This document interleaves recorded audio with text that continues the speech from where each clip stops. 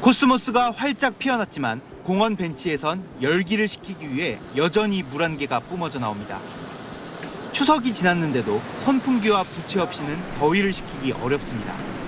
너무 더워가지고 지금 우리나라 기후가 동남아처럼 변하는 게 아닐까.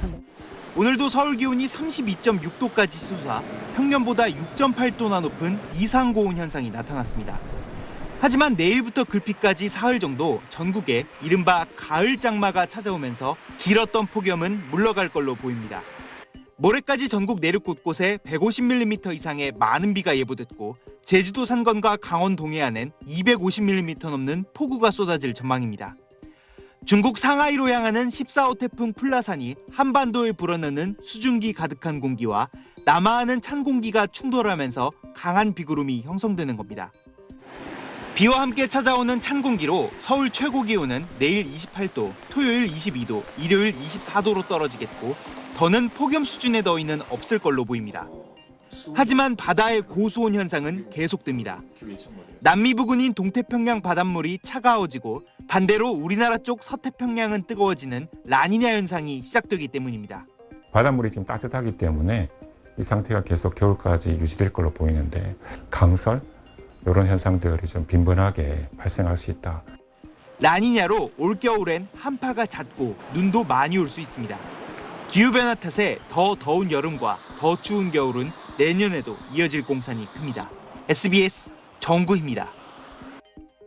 해안가 바로 옆 투박한 땅 위로 남극 세종기지가 보입니다. 저 멀리 눈 덮인 남극 대륙이 보이기 전까진 남극이라곤 상상하기 힘든 모습입니다. 올해 남극의 여름은 기온이 2도에서 3도를 웃돌았는데 평년보다 훨씬 높았습니다. 최근 10년 동안 기온은 가파른 상승세입니다. 바위 사이로 눈이 녹아 냇물이 흐르고 대륙 곳곳엔 눈 대신 식물이 자리를 차지했습니다. 눈이 갑자기 확 사라지고 그 전엔 별로 눈에 안 띄던 초록색이 군데군데 덩어리들이 보이거든요. 그 전에 비해서 개체수도 많이 늘어났고 그리고 특히 크기가 많이 커졌어요. 늘어나는 남극의 녹색, 특히 토착종인 남극 좀새풀은 10년 전과 비교하면 색부터 크기까지 확연한 차이가 납니다. 남극의 이상징후, 또 하나는 바다의 변화입니다. 남극해는 지구상의 열과 탄소 상당수를 저장하는 대형 저장고입니다. 이곳에서만 연간 5억 5천만 톤의 탄소가 흡수되는데 전체 해양의 18% 수준입니다. 이렇게 흡수된 탄소와 열은 얼음이 얼면서 무거워진 물과 함께 수심 4,000m까지 가라앉아 전 세계를 순환하게 됩니다. 이 과정에서 바다 깊은 곳에 탄소가 저장됩니다. 그런데 최근 남극의 물이 가라앉질 못하고 있습니다. 얼음이 얼 땐 물만 얼기 때문에 주변의 해수 염도가 높아지고 결국 밀도가 높아집니다.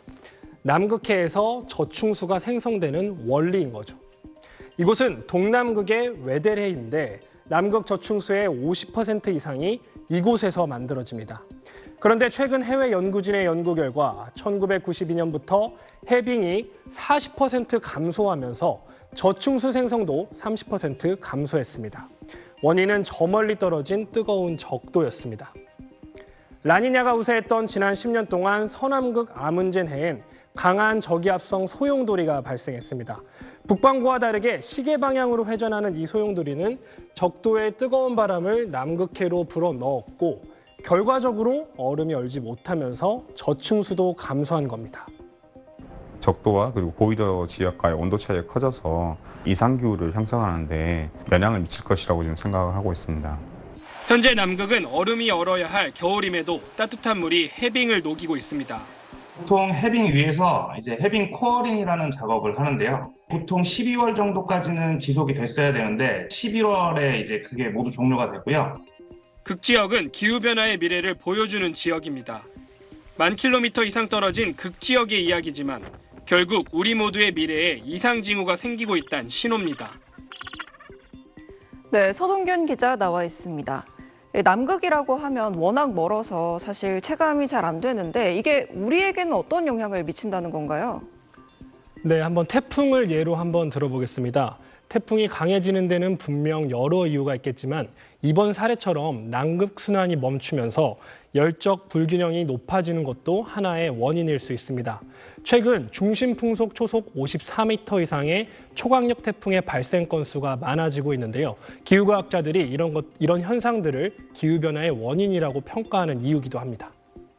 네, 말한 것처럼 초강력 태풍은 이제 뉴스에서 심심찮게 볼 수 있는데 이게 지금도 이 정도면 앞으로는 더 심각해질 수 있다는 생각도 드는데요. 네, 조금 더 부연 설명을 해드리겠습니다. 태풍은 저위도의 열을 고위도로 수송하는 역할을 합니다. 앞서 말씀드린 것처럼 남극의 해양 순환이 멈추면서 열적 불균형이 높아지면 대기, 즉 태풍의 역할이 더 중요해집니다. 초강력 태풍처럼 전보단 더 많은 에너지를 가지고 고위도로 북상하게 되는 거겠죠. 초강력 태풍의 미래의 초강력 태풍 또 예측하기 힘든 기상 현상이 더 잦아질 거라는 것이고 또 그 피해가 모두 우리의 몫이 될 거라는 겁니다.